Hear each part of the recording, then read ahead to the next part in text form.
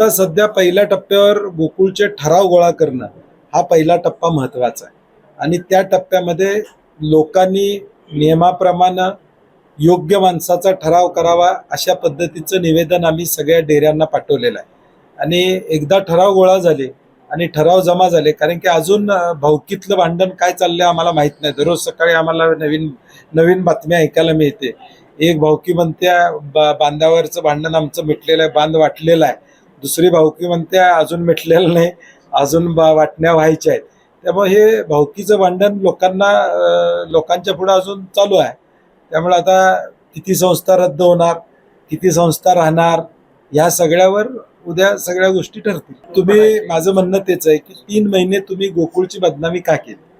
तुम्हाला जर गळ्यात गळा घालायचाच होता तर मग आमचा गोकुळ ब्रँड जो देशभर होता तो बदनाम त्या ठिकाणी तुम्ही का केला असं आमचं मत आहे. म्हणजे मी म्हणलं तसं भावकीचं अजून मिटलेलं नाही का, मिटलंय हे माहीत नाही. त्यामुळे ते ज्यावेळी पॅनल होईल, प्रत्यक्ष निवडणूक लागेल, त्याच वेळी सगळ्या गोष्टी पुढे येतील.